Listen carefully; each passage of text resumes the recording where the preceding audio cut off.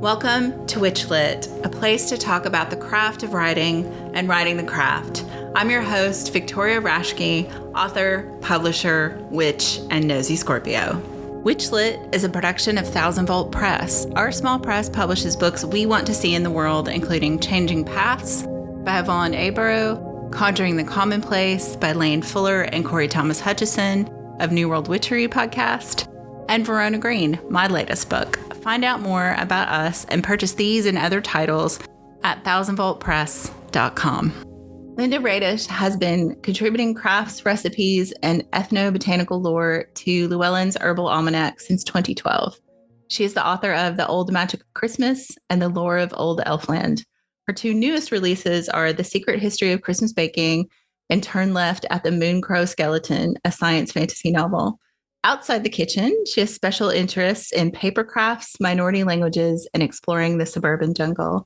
Linda Radish, welcome to WitchLit. Hi, thanks for having me. Happy to be here. Oh, I'm happy to have you here and talk writing and baking and Christmas and holidays and all kinds of stuff with you. But before we get to all that, our traditional first question for everybody is, in this age of diminishing readers, book bans, TikTok, all of these things, why still write? Why still write books? For my part is because I have to. I would just be a miserable lump of a person if I couldn't write. I know I shouldn't write. Most people shouldn't write. Like when people say, "Oh, I'd love to write a book someday," I'm like, don't. And like the author Louise Doughty, she wrote a book novel in a year, and she says in it, like, don't do this. There are other things. You spend time with your family, go on a trip, don't write. So really the only reason for writing is because you can't not write. Mm-hmm. And if you can't not write, there's just nothing you can do about it. It's true. It will dog you until you do it. Mm-hmm. I tried to convince myself for a few years I wasn't a writer and did not succeed. I went through like a period after my son was born. No, I was writing nonfiction. So I was able to live just writing nonfiction. And I thought I could be happy doing just that. But it didn't last. I still very much enjoy writing nonfiction. Mm-hmm. But then I had to go back to, I started writing little ghost stories and it just blew up from there. So. Started so innocently.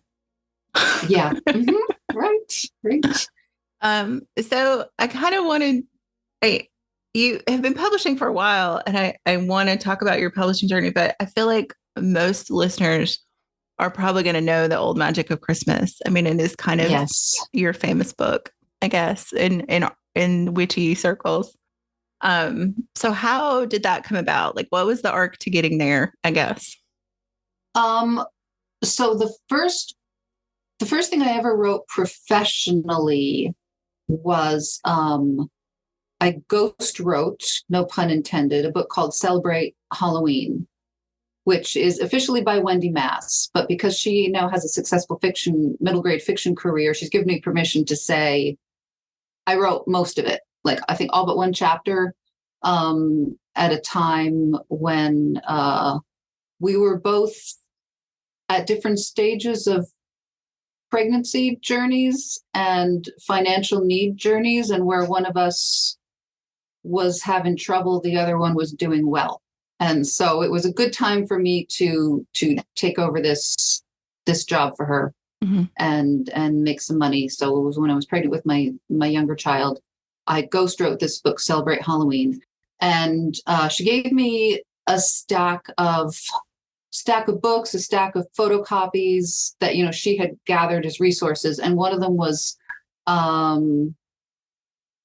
it was a Halloween book by Silver Ravenwolf. And I thought, oh, this is a fun book. And it would be fun to write a book like this about Walpurgis Night. So after Celebrate Halloween, I proposed to Llewellyn a book about Walpurgis Night, which is the European Halloween. And they took it. They were only the second publisher I queried. They took it, that's really great to query only two publishers. I think because it was like I knew exactly, it was a small market for this book and I knew exactly which publishers to query. There aren't many. So that was my first book, and that was in print for several years. And so it did okay. And then I wanted to do Christmas because when I was researching the Walpurgis Night book, Night of the Witches, I came across a lot of spooky, cool Christmas traditions. And I've always been fascinated. I've been making my own Christmas cards since I was 13.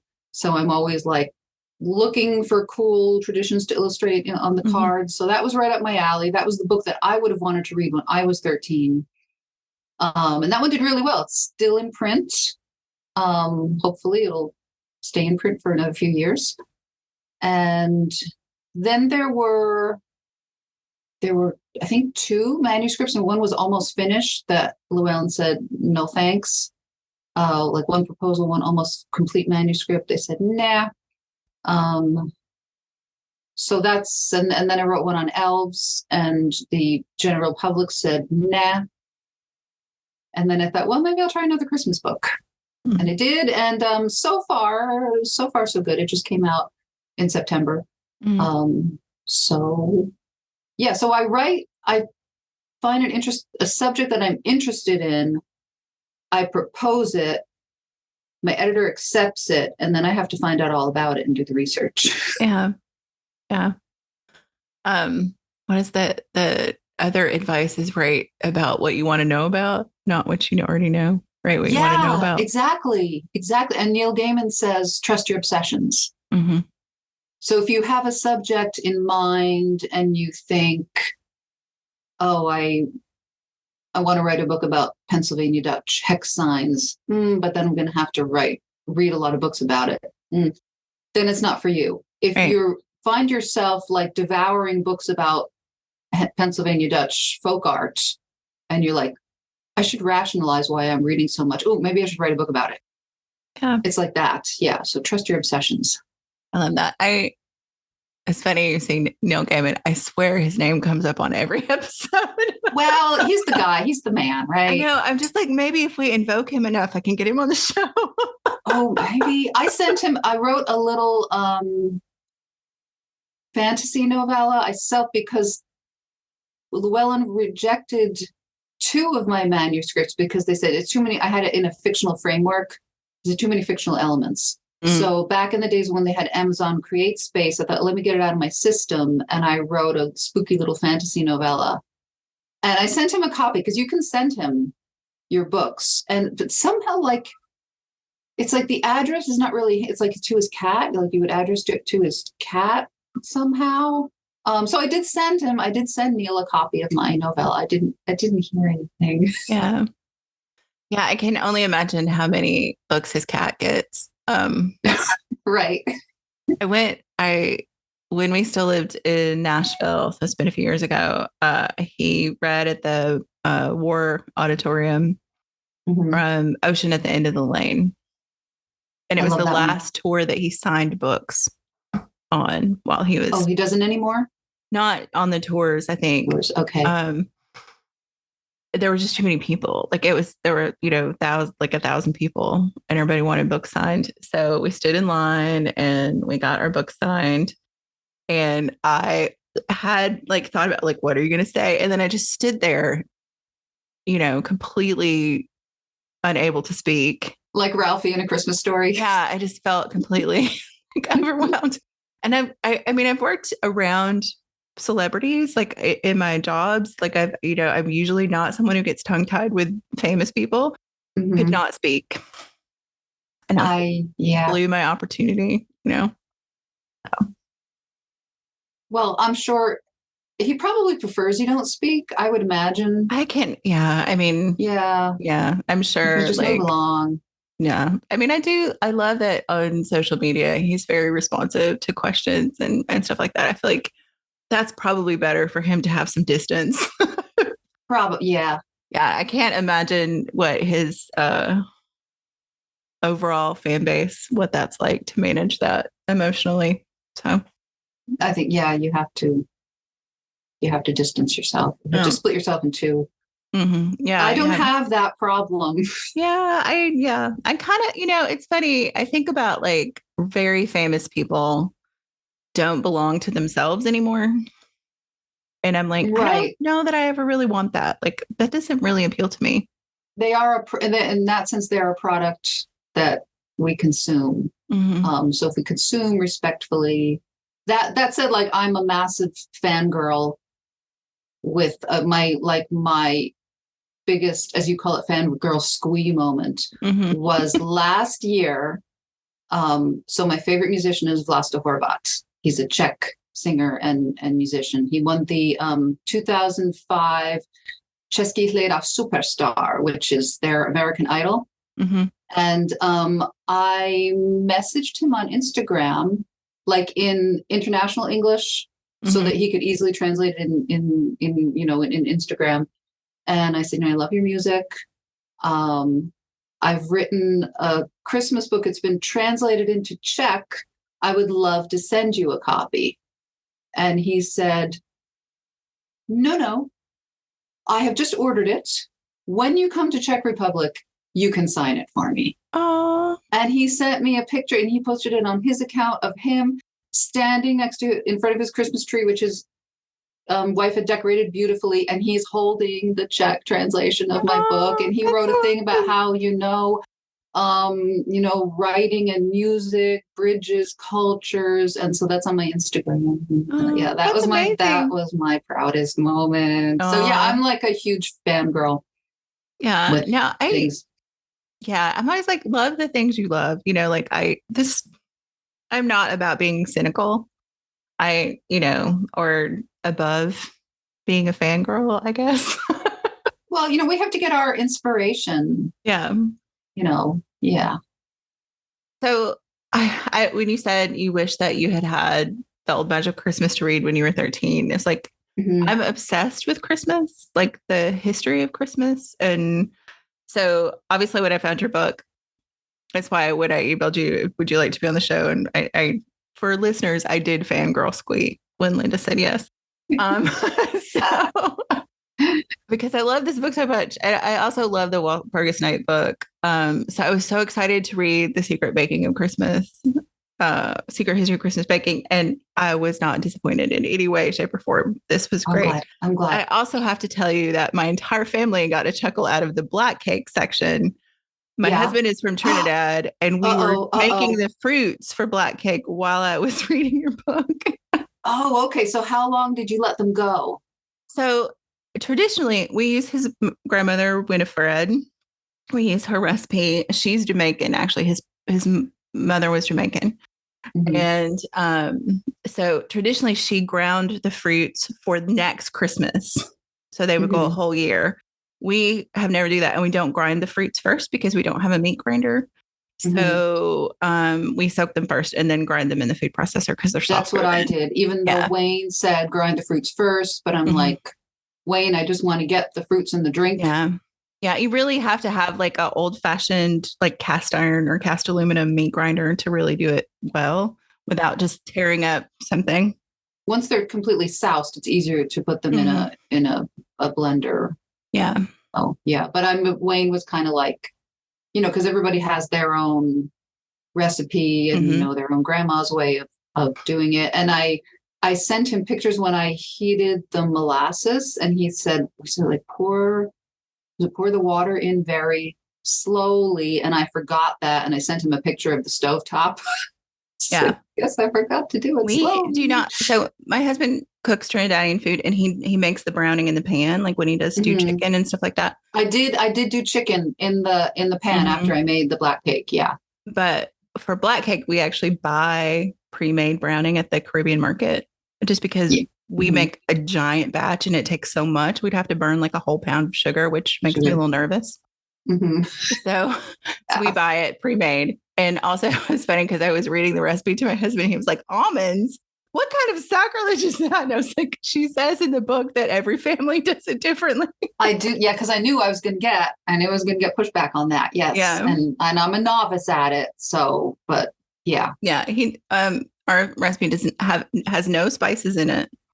No spices at all. No spices. Okay. It has lime zest. Mm-hmm. And instead of just rum, the fruits are also soaked in wine, and you're supposed to use Passover wine, but we don't. We usually use a Beaujolais or a Bordeaux. I wonder why Passover wine? Is it I don't sweet? know. I don't know if that was just the way the recipe was written or that's what they could get. Like, I'm That's not very really sure interesting. why. I wish I had talked to you before I wrote it because I might have put that in as a little aside. We might have like gone down that research rabbit hole and found out There why. you go. Yeah. And the first time we made it, so we got the recipe.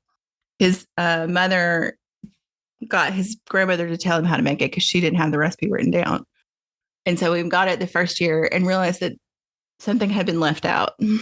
Like the texture was right, but they weren't dark enough. And she'd forgotten those to tell grandmothers, right? Those grandmothers who never write anything down. There's a whole long story that someday may make it into a book about the black cakes in Keifel's family. But it took us about 3 years to actually get to the real recipe of the cakes. And so now we make that's kind of our main gift at Christmas is we make this giant batch of black cake and give them away. And I suggested one year that if we were giving them away, we should make small ones in like the fancy, like the baby panettone wrappers, like the little. Oh, okay. Yeah. Yeah. And he kind of poo-pooed me. It's like, that's not how it's done. You just give people a slice. You don't, make them an individual one. And do you do the marzipan and the white frosting? So traditionally for them, it's not made that way at Christmas. That's only for weddings. For weddings. Okay. Mm-hmm. Like it's served without any kind of frosting for Christmas. And then it is continually soaked in rum. So it is super boozy. But we did finally make the small ones. And now he's like, okay, this was a good innovation. And we like them because the texture is a little different when you make them small. Mm-hmm. So we do that every year. And it's a little easier to give them away than having to cut slices for people. So I've heard that like if you buy one, it's like $50 if you buy a black cake. I can only imagine because we spent probably at least that, if not more, on fruit, just on the dried fruit. So yeah. Have you read the novel Black Cake by Charlotte Wilkerson? No, I have it in my Kindle. It is in my I'm not reading for a podcast month. Okay. And I just saw a trailer. I forget who, somebody's made it into a series. Oh, cool. Yeah.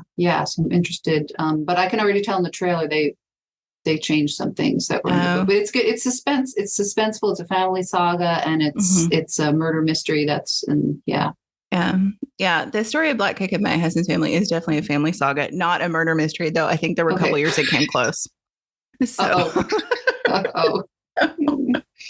But yeah. So it was just funny to read that while we were doing it. And I was like, oh, see all these lines of like tradition. And I mean, I love that. And it's one of the things I love about writing is like the research and finding those stories. And I was blown away because like now I know that it's like this big cultural institution. But before I met Wayne at my friend's cookout, I had never heard of black cake. Mm-hmm. It just happened to come. We were talking about baking and he's like, oh, have you heard of the black cake? And I'm like, what? Do tell. Yeah. I tried to make one when my husband and I were dating before we got married because I'd read about it. Lori Colwyn has a black cake story in one of her home cooking books. Mm-hmm. And then I think in Nigella Lawson's How to Be a Domestic Goddess book, there's also a black cake recipe that was like a friend of hers. And so I made that one and it has the marzipan and the fondant. And I made fondant myself. I didn't know that it was supposed to be hard to make my own. And so a friend of his came to see me for Christmas. He was in Trinidad, but a friend of his came to see me in where I was in the States. And I served her a piece of this cake and she was like, this is not black cake. And I was like, okay. And mine really, my first effort came out too red. It was like a reddish brown. It looked almost more like red velvet cake. Yeah. So it's not my best recipe and I probably won't make it again. It's a lot of work. Maybe once more because I do still have some fruits going. Yeah. And I do love fruit. Like I grew up in a household that made its own fruitcake. Like fruitcake was one of my dad's favorite things. So we had fruitcake a lot when I was a kid. I was never anti-fruitcake. My sister loved fruitcake, but we never made it. She liked the Claxtons. And I talk about like loyalty, brand loyalty to your fruitcake. in the book. Yeah, I don't like the green cherries either. I don't like the Claxton's one. No. Yeah. Yeah. Yeah. But I think it's important. People should not feel guilty about buying Christmas baking. Don't feel Oh. guilty. It's something that's always been done. It's only recently, really, that because in the Middle Ages, and this book has a much Old Magic of Christmas is more of a rural feel, rural traditions, agricultural tradition. This is a much more urban one. And in the Middle Ages, you would not bake this stuff at home in the Middle Ages, and even when my mom was growing up in Germany, especially after the war, you would not bake in your own home. You would put a cake together and then you would go get in line at the bakery. And when it was your turn, he puts it in for you and come back in 45 minutes and you pick up your cake because there just wasn't enough fuel for everybody to be running their own ovens. And yeah, in the Middle Ages, people didn't have in the cities have their own ovens. You would get it all from the baker. Yeah. Yeah. Yeah. Yeah. I mean, in some ways, it's weird to me. Like we've modernized a lot of things and then we've gone back to do it yourself in others. And like baking is kind of one of those we've gone to do it yourself. Yeah. I think in America, we really had to because there were no bakeries, in the beginning. So we had to do it ourselves. Yeah. Yeah. We're so lucky here. In the Bay Area, we have a German bakery called the Backhaus. Backhaus? Backhaus. Yeah. Bakehouse. Yes. And they make a porridge bread that I am having a secret love affair with. A porridge bread? I've never heard of that. Yeah. So it's an oatmeal bread with whole dates in it. That is just, it's so moist and the crust is really chewy. And because I just love like dark German breads, like those are my favorite breads. It's maybe genetic, I don't know, but it's probably not because I don't like my mother loves it's square. Oh, and very the really thin slices. I love and it. it's I like love it so much. Dense and a little chewy bitter. And a little bitter. I just don't like it. Like all you can do, you can put like a lot of butter, a lot of cheese on it, and then try to choke it down. It's just so dense. It's not for me. It's almost just it has like a sweet because there's like whole seeds in there. So like a sweet mealy. Yeah. I don't like it. Yeah, I like those, and I love like Swedish cracker bread, and my family just makes fun of me all the time because they're like, "You eat cardboard," and I was like, "It is not cardboard; it's delicious." So you have to put a lot of butter on it, though. You do have to put up, or I really like quark or ricotta on it too. Oh, okay, yeah, really kvack. Nice. We were able to find kvack here in the Stop and Shop for a brief, happy period of time, and then they stopped carrying it. So I usually use the Friendship farmer's cheese instead. Yeah. It's even though I think that's higher in fat. Kvack has almost no fat. Yeah, it's pretty. Yeah. I always think of it as it's like the healthy cheese. I think kind of. Yeah. Yes. Yeah. Health food.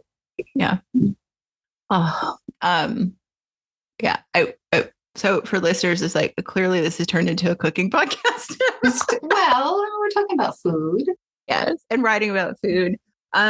I am curious because I wrote a companion cookbook for my first series and had to do recipe testing. So I'm curious, like how you developed those recipes and what you did for recipe testing. Oh my goodness. So I work at a library and we have a staff room table and people are always hungry. So I brought in a lot of my first attempt at Elisenlebkuchen was the candied peel got hard. In it, got too hard in it. So like I brought them in. I'm like, these taste really good. Just be careful chewing because the peel is really hard. So yeah, friends and family, coworkers, testing. And it's just a relief. I'm really looking forward to Christmas baking this year because I can just do what I want and innovate and not have to write anything down. It's the thing. The experimenting is fun, but you have to write everything down so that when that didn't work, you know why or what it was. And you go back and you write it down again. And I usually, if it's not the ones were not family recipes, I would look at least 3 different recipes and go from, take what I liked from each of them. And if they had like really hard to find ingredients like citron. You can't get candied citron here. I haven't been able to find it. My mom was always able to find it, but I can't find it. So instead of citron, we have candied orange and lemon peel. Mm-hmm. That's what we usually use for citron too. I used to be able to get it, and I don't know if it's just like people don't make those kind of things anymore, so it's gotten harder to get. And ordering stuff from the EU is so expensive now that it's just not worth ordering it from overseas. So so I tried to find and also it was hard. I was working on this, trying to remember. Yeah, I had to wait when my son went back to school because they were at home during the lockdown for most of 2020. And at that time, the only Wi-Fi we had was through the kitchen window. So he set up shop. School was in the kitchen. So I had to wait till he went back to school. I was doing the research while he was still haunting my kitchen. And then when he went back to school, and there would be like, there's a lump of, which was it, the Polish pierniczki dough on the kitchen shelf for 4 days, aging. And I had to put, for the Elisenlebkuchen, you put the balls of it on, flatten them onto the oblaten, the wafers, and then they have to sit for at least 24 hours. And my son's bedroom is the only room where the door latches, meaning the only room where the cat can't get in. So he had to sleep with trays of Elisenlebkuchen drying in his bedroom. Yeah. I was thinking about that. I was like, where would we even put that? We had a hard time finding a place to put all the black fruit this year. We just moved into a new house. And it is on top of the hutch because we also live with cats. Yeah. I have, I do mine. I age my fruits in. I have, it's from the Chinese grocery store. It's a ceramic canister. And then it has like 2 lids, but they don't screw on. You just fit them over, which is Wayne said, don't put it in a container with a lid that screws. Yeah. Put it in the lid that can blow off if it needs to blow off. Better that than an exploding jar. Yeah, ours are in cracker jars that have the aluminum screw-on lids, but they're not airtight. But then you could pull them off if you really tried, because they're not. They just kind of sit on there, and there's a lot of space in there. But it's an adventure. Like, and ours aren't aging long enough that I'm as worried about that. Like, if you do it for a whole year, you really have to be careful about. I do still have some. I chickened out and I put it in the refrigerator. So I do have some fruits that have been 8 months in the refrigerator. Yeah. The one time that we did it for a whole year, I left it in the refrigerator just out of nervousness too. Right. Yeah. Yeah. Because if you can do it in Trinidad, where probably not everybody has central air, it's probably going to be okay. And my grandmother, she would make Rumtopfer in Low German, where she would just layer the fruits as they came in season. She would put them in this jar, and she would just layer with rum and sugar. When strawberries came out, put them in, rum, sugar. Peaches are out, slice them up, put them in, rum, sugar. And then by Christmas time, it was all sticky goo. And she would either eat it with ice cream or just eat it. It's just, there's so many rabbit holes to go down. One of the things, and Linda and I talked about this a little bit before we started talking, every time I read a book now, like I'm almost like jonesing to get to the bibliography because I want to go see like what I need to go find to go look at.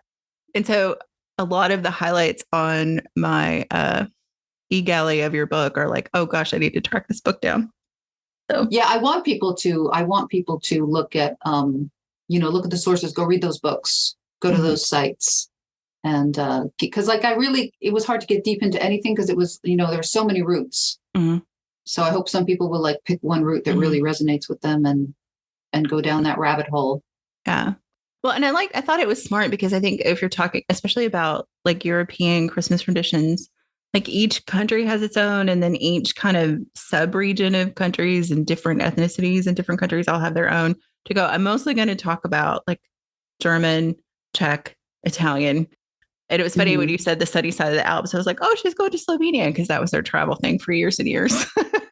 Yeah. So how did you get? How did you get started going to Slovenia? I'm intrigued. So when I was in college, I did my undergraduate degree in creative writing poetry, and my professor had been on a Fulbright to Yugoslavia in the 70s. So we did a cultural trip every year to Central and Eastern Europe, and we went to Slovenia my freshman year, and I absolutely fell in love with it. And then my sophomore year, we had a chair of excellence who came from the university in Ljubljana to teach at my university for a year. And perhaps drunk at a party, I said something about wanting to be an exchange student to Slovenia. And that kind of snowballed into me. And initially, it was going to be a semester. There wasn't a program set up with any American universities. Because while I was in Slovenia, the first time is when they declared independence. So they didn't really have anything set up yet. My sister did that in Nepal. She went to Nepal for 5 weeks. When she arrived, they had a king. When she left, they had no king. Yeah. So interesting time to be in Eastern Europe in, 91. Oops. So, yeah. So the war happened in Slovenia. And then their war kind of was like 2 weeks. And then it was really Croatia and Bosnia. So I was going to do a semester. And it was just really no way to get through the whole language program in a semester. It was really a 2-semester program. And I went the following year after we had the Chair of Excellence on the cultural trip. And then I stayed for a year. And wow. Went to university there, did the language program. I worked, I hope there's, whatever the statute of limitations is. I worked illegally, translate first at the news agency and then at a translation house, editing English translations of like news articles that were going out on the wire. And, just spent a year there and fell in love with the country, the people, the language, everything. And then I came back and I had a kid and I didn't get to go back for almost 20 years. So, but do you still have people there where you can go stay with? Yeah, we have friends there. Nice. And I went back for the first time in 2014. And then we were going like every year and then COVID happened. So I haven't been since COVID, but I'm jonesing to go back. Yeah. I mentioned to my mom, I said, I'm reading a book that takes place in Slovenia. They're in a city. And I'm like, did she say Laibach? No, she said Ljubljana. Oh, okay. Yeah. And I said, she's like that. She's like, when growing up in Germany, it was known. It was a known city. Yeah. Yeah. Because in German, it's Laibach. Yeah. Oh, it's Laibach. She knew Ljubljana. But she reads books. So yeah. Laibach. Yeah, there's actually a very famous band, a Slovenian band named Laibach, that if you're into like weird industrial music, check them out. Okay, I'm not really, but so was there a German presence there that they would have a German name for it? So it was part of the Austro-Hungarian Empire. So at one point they were part of that, and then and then there's the whole thing with Trieste and the partition between Slovenia or Yugoslavia and Italy after World War I.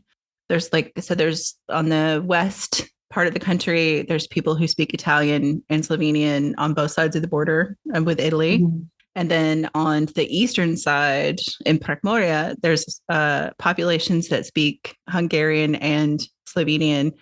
Like Slovenian has like 23 regional dialects, and the people who speak the true dialect on the west of the country can't understand the people on the east of the country because they're so different. So it's very So how do they choose what's going to be official Slovenian? How do they choose which dialect to go with? It's kind of I think like what's taught in schools is closest to the Ljubljana dialect. Like that's and that's what I studied and learned from mostly people. Although one of my teachers actually was from Prekmurje and she was ethnically Hungarian, I guess. So there was like this weird, so we got a little bit of everything, but when I was a better speaker, like I can read a little bit now and I can kind of have very rudimentary conversations, but I just didn't have anybody to practice with. So I've lost a lot of it.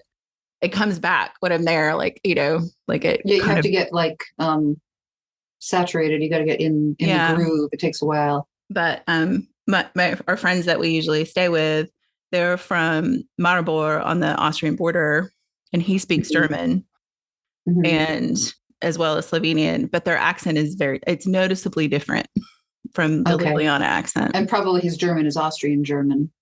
Yeah. Which has a lilt to it. Yeah. I love dialects. Yeah, it's fascinating to me. And I think, part of the reason too, I think with countries in the Alpine region that there's so many dialects is because places were isolated too. So you also have this like, it happens in Appalachia too, like this kind of these pockets of linguistic tics. You can tell which village somebody is from. Yeah. But then television comes along, and television is like leveling, flattens everything out. Yep.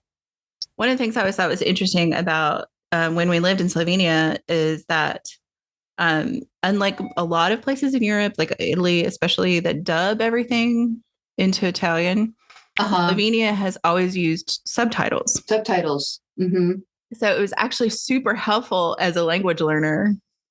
Yeah, my German relatives said, like in Scandinavia, they can speak English because the American shows are subtitled, but in Germany they're dubbed, because Germany is known for doing like really, really good dubbing. But that they don't hear the original. And when my cousins come over, we're like, so what do you like to watch? And I'm naming all the German shows, and they're naming all the American shows. I like streaming German TV here, and they're watching American TV on German television over there. Yeah, my COVID project was to learn German. Oh, really? How'd it go? Thank you for learning German. I'm flattered when people want to learn German, because it doesn't happen often. Yeah. Well, I felt, I kind of went to a little bit going on this like ancestry journey. So I was like, you know what? I really want to learn German and, or Swedish, because my dad's family is German and Swedish. And German seemed a little bit easier than Swedish. I don't know if that's true. I don't know. But there's definitely more speakers. So the resources are better to learn German. So I started with Duolingo, and I've moved into like listening to podcasts and stuff. I'm still very rudimentary. Like I think I have like about a 2,000 word vocabulary. So that's a start. I really improved my German watching. There's this cop show, Alarm for Cobra Elf, that it's broadcast in 120 countries. I think it's dubbed in most of them, and I just love it. It's like a car crash show. And it was the right level for me. And so like I have all the DVDs of my favorites. It's been going on for over 20 years. So like my favorite season. Did you grow up speaking German with your family? Not much. No, really. The first time I went to Germany, I was 6. So I still had a somewhat spongy brain, but we would only stay like a month. Yeah. And we would go every other year. And we didn't speak it much at home, because my father, his parents were from Saxony, and they spoke dialect. So he spoke a little of that dialect. Then my mother came here. She came here when she was 17, and she spoke High German. She understood Low German or Plattdeutsch, but she didn't really understand Saxon dialect. She was like very looked down on the Saxon dialect. And when she came, she stayed with a cousin and the cousin's friend, and they did not allow her to speak German in the house, even though they both spoke German fluently, because she had to learn English. So it was English at home, except for like she made sure we could pronounce like the U and the sound. But I had to. So when my daughter was 7, I put her in German school, and then I was dropping her off anyway. I went to the adult classes, so we did that for a few years. And then we went in 2018, and that was the first time that we didn't stay with relatives. We stayed in a little hotel in Kiel, and that's when I realized that I don't really speak German. That I speak like family German. Like they know what I'm going to say. I know what they're going to say, and so I'm like, crap, what am I going to do? And so I started watching this show and like writing down all the words that I didn't know, and then looking them up so I can say, like drop the weapon, or drop the weapon, nobody gets hurt. Useful things. And so now Oh, now I'm into Show die Bergretter, the mountain rescuers, which Mhm. is cooperative, a German Austrian cooperative, and it's about a mountain rescue team in the Austrian Alps in Bergramsau. And so I watch that, and sometimes I have the subtitle. If I get lost, I put the subtitles on. I'm Mhm. like, okay, that's what they're saying. And it's like fairly simple storylines, Yeah.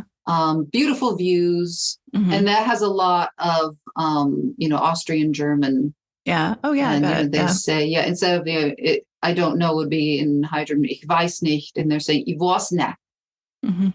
And so Yeah. it's I just love to savor the dialects. And then if you ever want to join us at 1 o'clock Eastern time on Instagram.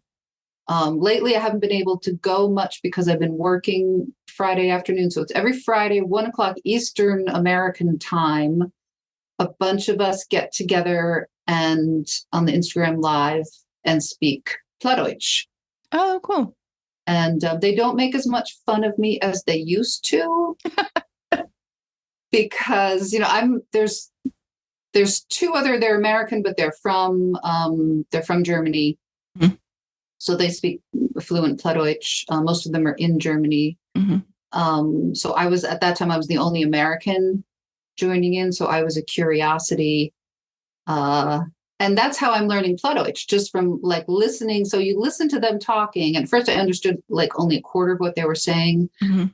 But then I kind of get like, who they are, what are they talking about? They're just ordinary Mhm. people. Like one guy, Nils, he installs solar panels. Michael, he has a driving school. Then we had Yara Di Baba, who he's a television celebrity. He has a talk show, and he was born in Ethiopia.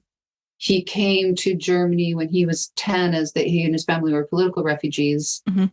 And he living in the village where he was, I think he already spoke some Plattdeutsch. He learned Plattdeutsch. He loves Plattdeutsch.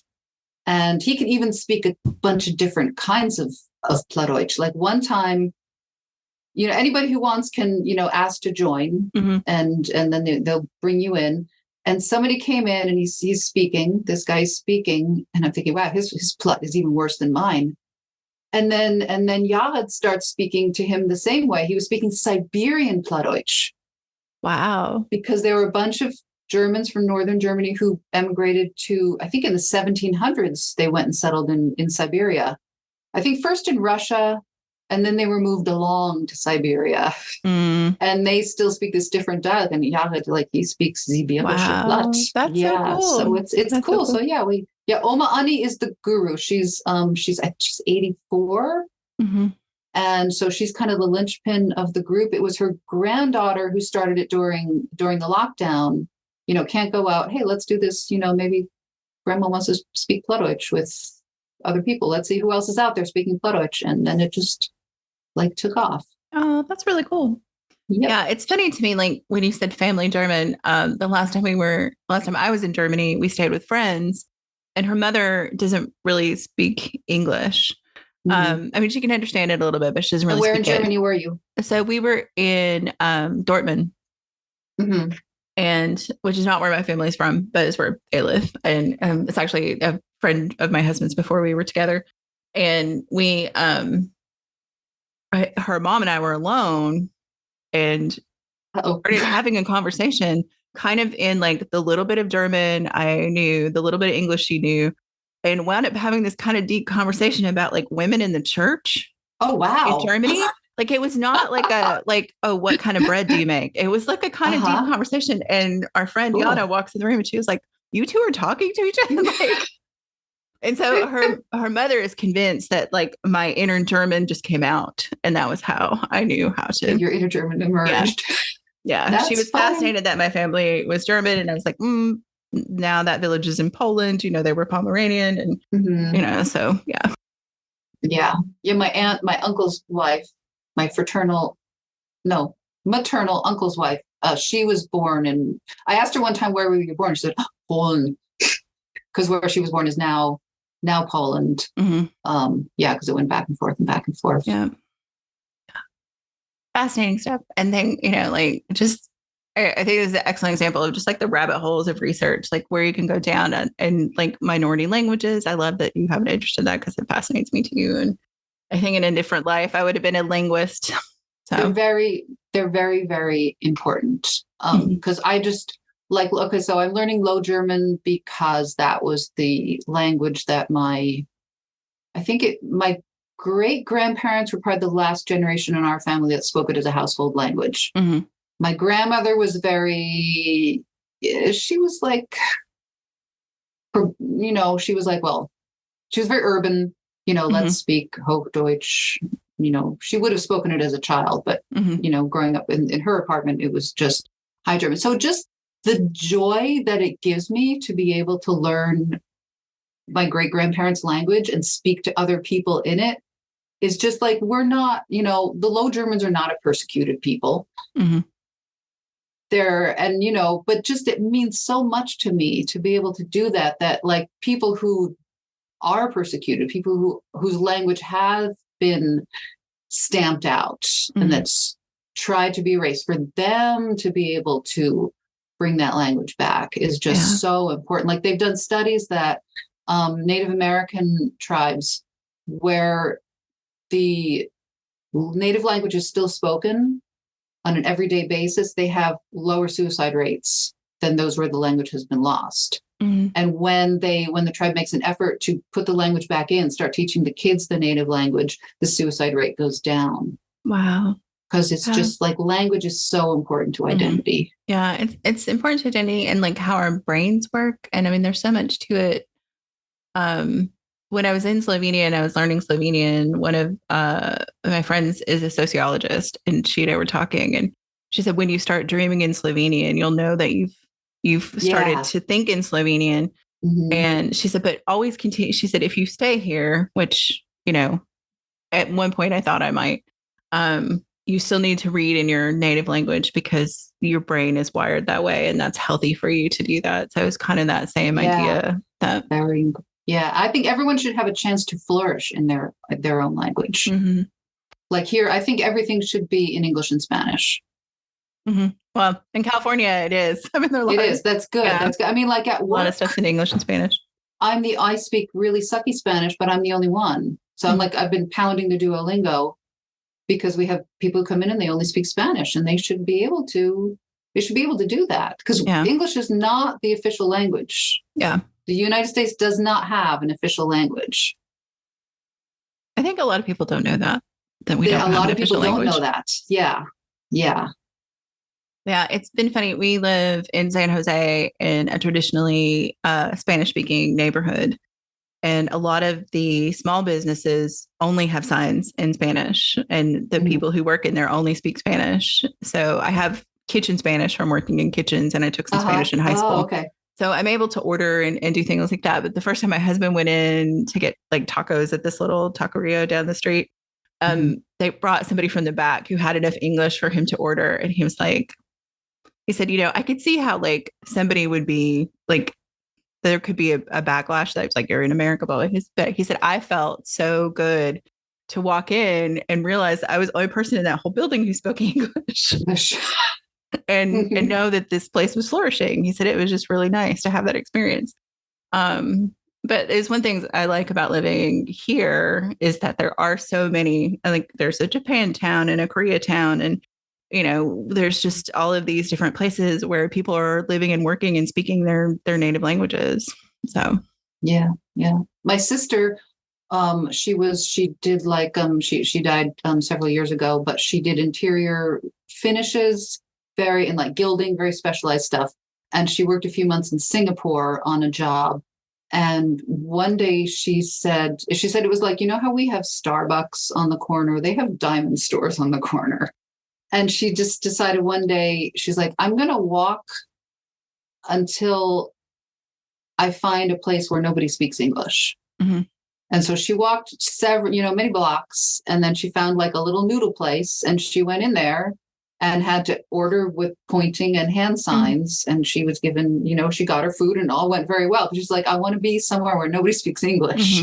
Mm-hmm. Yeah. To see like, because she wanted to know like, well, where am I actually? Because she said it was weird. The TV in the hotel was all the shows that she had in America. The food in the refrigerator was all brands she knew from America. She was like, where am I?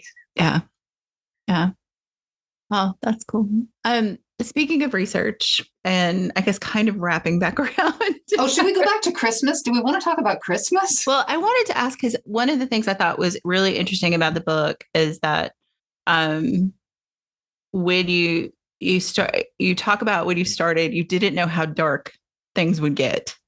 I did not. About Christmas baking. And I just kind of wanted to give you an opportunity to talk about that. Yeah. Sugar, totally apart from being bad for you, really kind of just destroyed the world. The whole, it was like a little cottage industry in India. And then it was a slightly bigger cottage industry, during the various early Muslim empires that then you colonized the Mediterranean. But even then they were trying to grow the sugar in arid conditions, which was very difficult. And that's when they started to use slave labor, often from West Africa. A lot of times prisoners of war, also some West Africa. And then when we discovered the Caribbean, this is the perfect climate for growing sugar. We can grow lots and lots of sugar. But in order to do that, because it's very labor intensive, we need lots and lots of slaves. And especially the ones from West Africa, because it's hard to do and they already know how to do it. And the more sugar they sold, the more they wanted to grow, the more slaves they needed. And like Haiti, why is Haiti so poor? It's because after the slaves revolted, they managed to found their own country, but they needed to have an economy. They needed to be able to trade, and France fined them so heavily. They had to pay so much money to France in order to be able to trade that they're still feeling it. That's why Haiti is so poor, because of the fines that were imposed on them. So it's just really turned the world upside down in a bad way, and we have not gotten out from under it yet. Yeah. And I mean, sugar and the spice trade and chocolate. The spice trade, ugly stuff. It was hard. Okay, I want to say here that I haven't been to the Netherlands. I've been to the town of Friedrichstadt in far western Germany, which was founded by Dutch refugees from, I forget from which conflict. That the Netherlands is a fine place. The Dutch are a fine people, because I felt like I really came down hard on them. Dutch imperialism was ugly, though. I mean, there's no way around it. It was, the Dutch East India Company did bad things, but the Dutch are now delving into that. They're, digging up these really horrible episodes that happened in the East Indies. Basically genocide to keep the stranglehold on the spices. And there are like people, Dutch and Indonesian groups working together to bring these stories to light. And the Black Peter tradition has taken a lot of criticism. I did a podcast years ago for Old Magic of Christmas where I wanted to address the subject of Black Peter. I think the interviewer brought up Black Peter, and I said, it's a really controversial subject. And she said, that's just silly. I moved on to something else. Wow. And so Black Peter is a character who was quasi-traditionally represented in blackface, like obviously stereotypical, over-the-top blackface. So I don't think that's what he was originally. I think originally he was just one of the many dark-faced spirits of Christmas, where you smear your face with ashes to express that you are not yourself. You're a creature from another world, maybe a messenger from another world. There's a lot of those in that area, in Germany and Belgium. There's a Husaker, there's Knecht Ruprecht, but he kind of came to the fore as St. Nicholas's sidekick at a time when the Dutch were losing their colonies. Mm-hmm. And I think it was kind of to assert superiority. You know, the white St. Nicholas, he's a good guy, and St. Peter, Black Peter is just like the clown. And yeah, but they're finding ways to make him work because he's very popular. And especially in the former Dutch colonies in South America, they're finding ways to make that character work. Because it's like, well, you can have a certain character if there are no Black children in the classroom when St. Nicholas and Black Peter come through. But then when there actually are Black children, you need to look at things differently. Mm-hmm. So yeah. So I think he's gonna find his way. In a way that is acceptable to all. Yeah, back to maybe like his origin point and not this character that came with enslavement and colonialism. Yeah. I know it's interesting stuff. We talked a lot about Christmas, and obviously this is coming out on Yule, so Merry Yule to people. But I also want to talk about your Halloween book because this is your first fiction book. It is. Kind of, sort of. I did the little fantasy novella that sank without a sound. It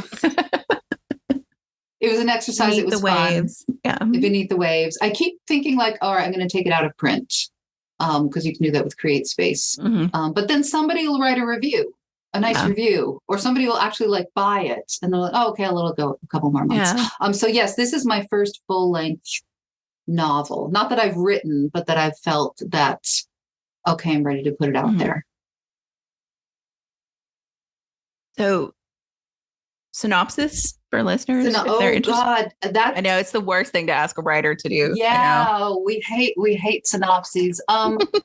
Okay, so when I started taking this has been through several different writing classes.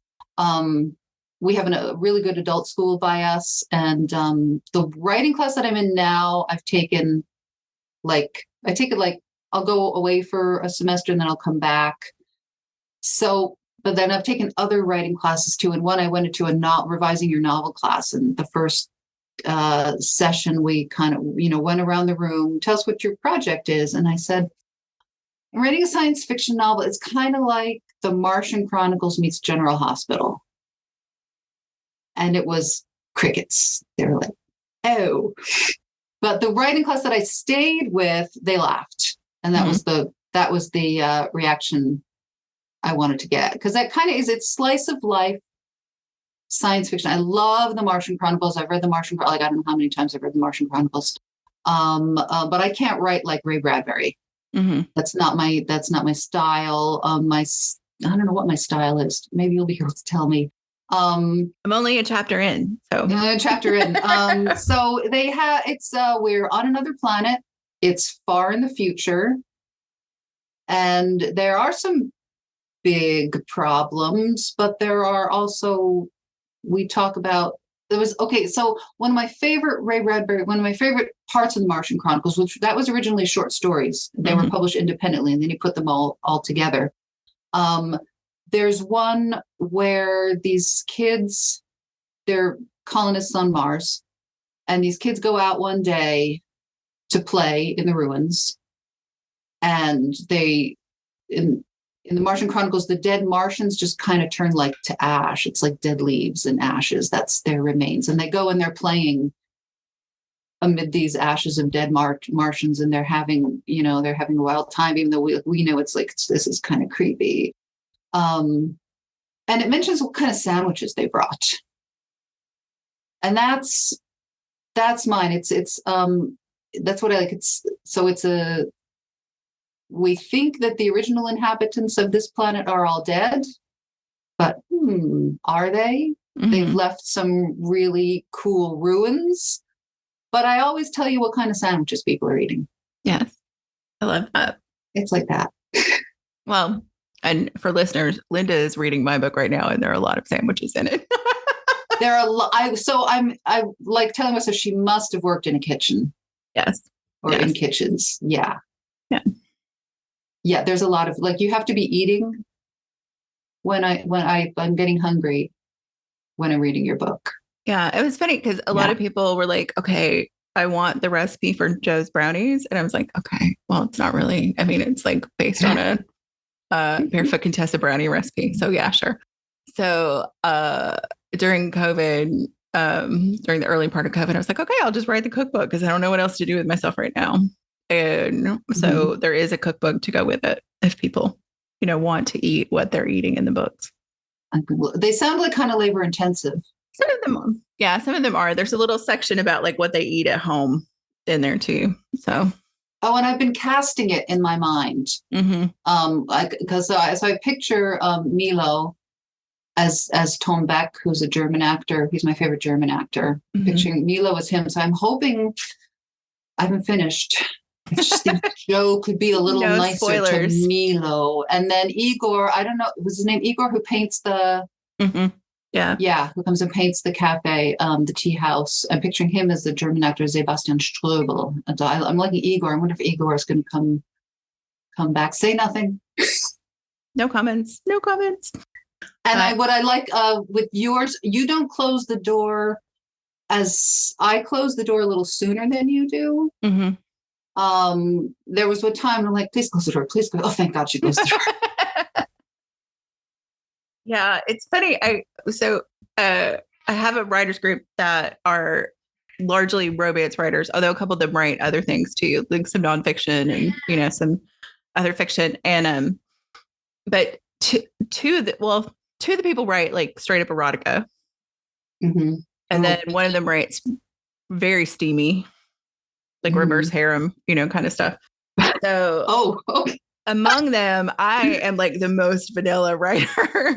But when I had a book reviewed professionally, they gave me like the steamiest level, which just shocked me. And the reasoning was because she has multiple partners. Not at the same time. I want to make that really clear. Not at the same time, but because she's not in a monogamous relationship. And she's queer, I got the steamiest level. Because I listen to the Alliance for Independent Authors podcast, and sometimes they have a question and answer episode, and somebody wrote in, so when you publish with KDP, they ask, is there anything in your book that is not suitable for 18 and under? And the answer is, unless it's flat out erotica, don't check that box. Right. So this person was saying, disappear. Yeah. Yeah. But so this person writing in was saying, well, I've written a cozy mystery. There's a couple swear words and some non-graphic representation of LGBTQ relationships. And I was like, lady, I'm thinking to myself as I'm listening, that's like saying there's some non-graphic representations of marriage. And I feel like if you think that having LGBTQ characters in your book could be unsuitable, just having them in the book should be unsuitable for under 18, then you probably shouldn't be writing LGBTQ characters. Yeah, I kind of agree. I was really surprised. Just to exist is not risque. No, your existence is not risque. And in fact, I have had a friend say, I really wish that the queer characters in your book had sex. Not because even the closed door sex is mostly between men and women.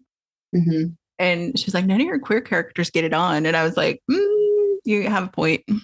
And like, maybe that's something I need to think about. So, yeah. Well, so you have a lot of food in your book, but, and this is the important thing so far. And I'm on, did I get to page 200 yet?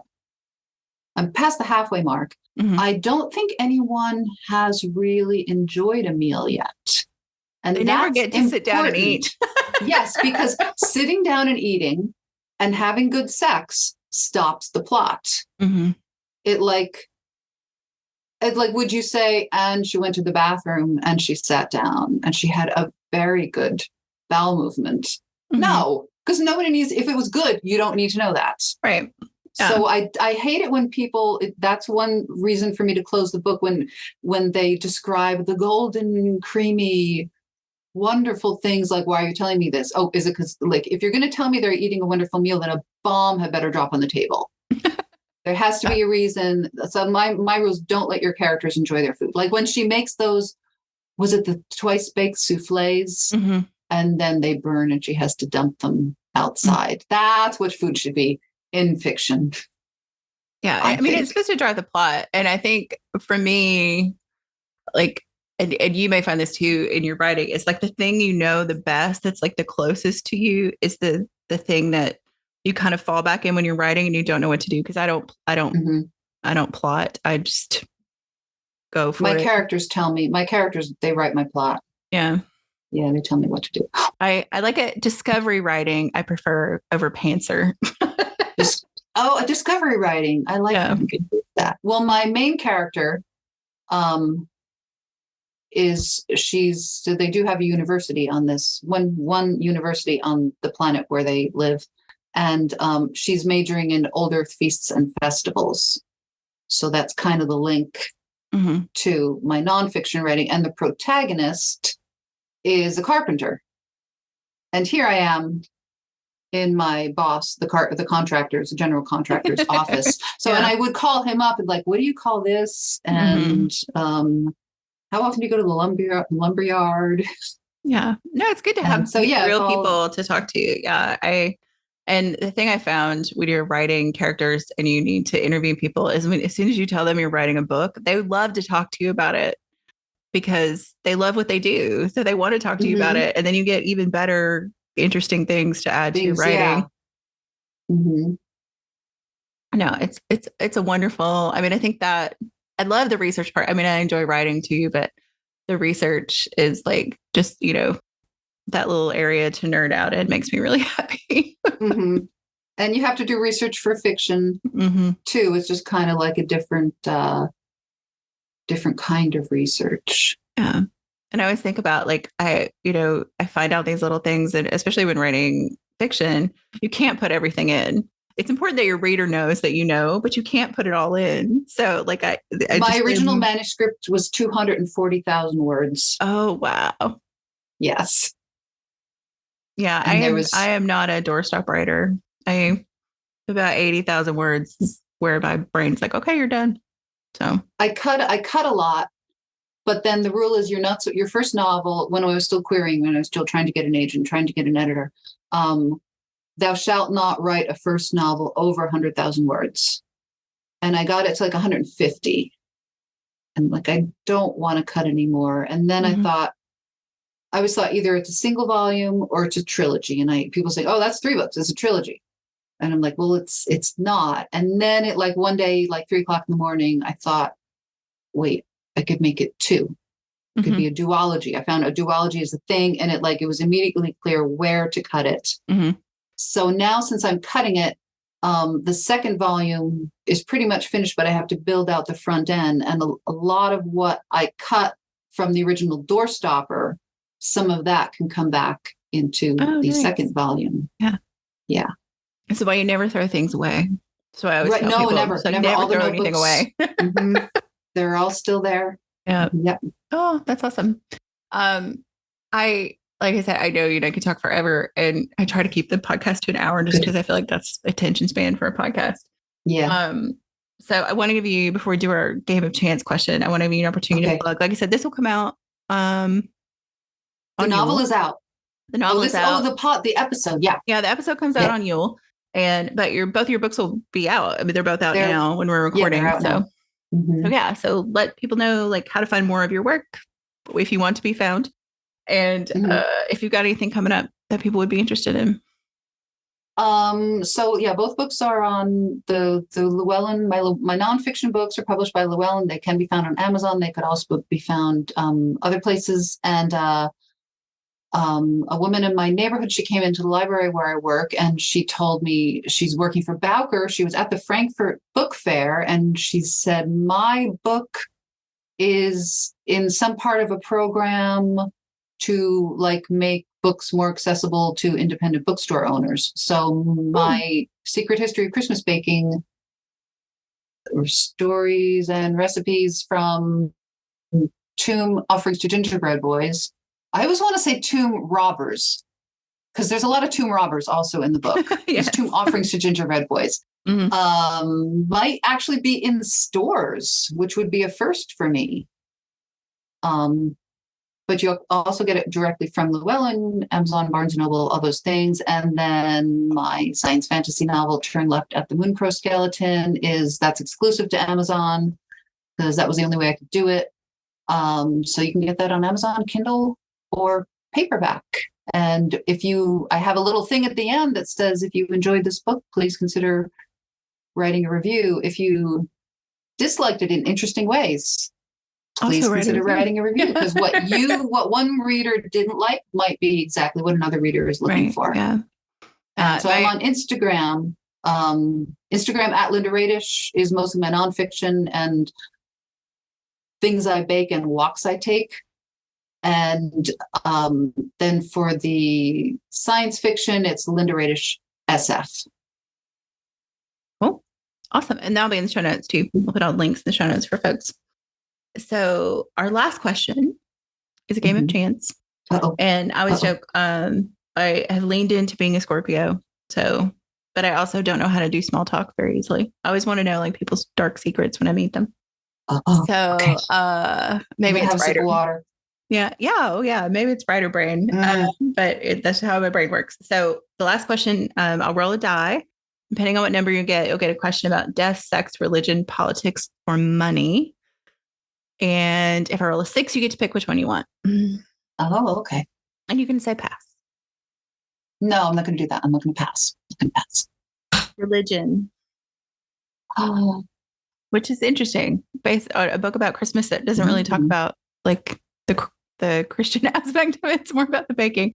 But so one of the things I was thinking about, because you talk about this in the Old Magical Christmas and you talk about this in the new book.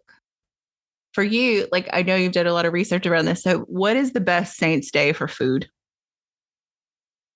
Immediately, I thought St. Anne's Day, which is December 4th. It's early in December, because that in Scandinavia is when you're supposed to start your Christmas baking. Mm-hmm.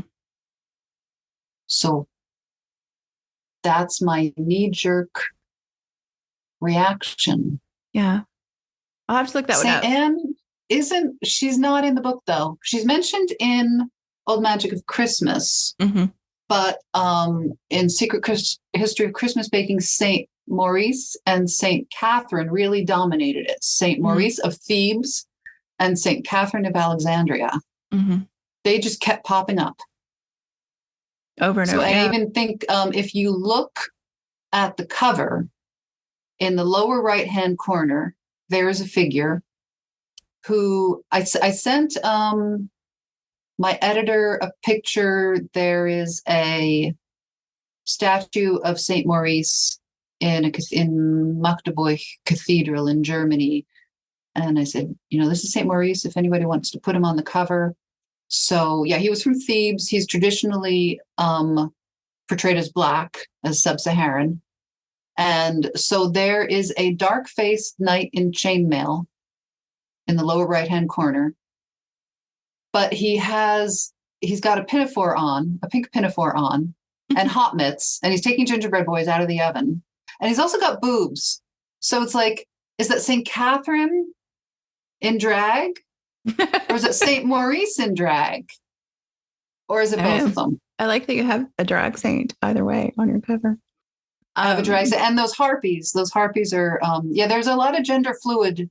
There's always a lot of gender fluidity in Christmas costumes. Mm-hmm. Yeah. Does that answer the religion question? I mean, yes, because it's, there are no rules to this game. But I was thinking, like, there are some food associations with Saint Days that are kind of dark. Like, I think, I always forget if it's Saint Agnes or Saint Agatha that has the boobs on a platter. It's Saint Agatha, right? With the buns, I don't know. Like Saint Agatha's buns, or like Saint Lucia has. Sometimes she's got her eyeballs on a platter, and then there's the Lucia buns on December 13th. Yeah. But yeah, there is another one with the boobs on the platter, but I don't know which one that is. Saint Agatha. I'll have to look it up and put it in the show notes, because somebody's probably screaming right now that they know. Yeah. But there are like buns made to look like the boobs on the platter. Yes. Oh, yes. And there's the nuns in Sicily, they would make marzipan like Mary's breasts, and marzipan breasts with candied cherries from the nipples. Yeah. Yeah. And I always think about the scene in This I Is love Not a nuns. Saint Day, but in the film Amadeus, when Mozart's wife goes to Constanza? yes, when she Yes. goes, oh God, the names are not. It's the F. Murray Abraham Okay. character. Salieri. Salieri, thank you. I'm Yes. on fire today. Good. I'm glad one of us' brain neurons are firing. But she goes to Salieri and he feeds her the nipples of Venus. Like I'm fascinated with if I you wonder go if I look didn't catch that. online, he I remember feeds her her these like little eating marzipan. yeah, these little nipples of Venus, Oh, and she gets all giggly because they're boozy or whatever. yeah. I And remember that if you scene. go online, there are so many interpretations of what they actually served in the movie versus what the actual thing probably looked like. And it's apparently like this nerd out deep dive, if anyone is interested. Really? Mhm. Were they made out of marzipan, do you think? I think the ones in the movie actually have white chocolate on the outside, which would not have been Okay. something that they would I have don't think they did white had. chocolate then. Yeah. No. So the original ones probably were marzipan, and Yeah. but it was really interesting to see that I'm not the only person who nerds out about food in movies. So No, definitely not. Definitely not. Yeah. That's interesting. I didn't either. I had blocked it out that they were Venus's nipples, or I just went over my head. mhm. But I wonder, what is the whole, I'm sure there's a whole dissertation to be written there about confections and baked goods that look like breasts. Yeah. And I just love that it was the nuns in Sicily making it. Yeah, really. Let's think that's whole interesting thing. But I hope people enjoyed listening to this, our merry discussion on Yule, and we'll do some Christmas baking or think about these things while they do their Christmas baking or Yule baking. And or Yule buying. Yule buying is good too. Yes. Mm-hmm. And remember that, traditionally in medieval times, Christmas went till Candlemas. So you've got plenty of time. Mm-hmm. But yeah, basically St. Andrew's Day to Candlemas. So, yep. Got plenty of time to get some more baking in or more buying in what's left. Eating. Yep. Awesome. Well, Linda, thank you so much. This has been a delight. This was a lot of fun. Awesome. And hopefully we'll do it again too. And I can't wait to finish your novel. And I can't wait to finish your novel. Maybe this afternoon. WitchLit is a production of 1000 Volt Press and is edited by Julian Rashke. Our intro music is Cosmic Glow by Andrew Kay, and our outro music is Voices by Alexander Shenekar.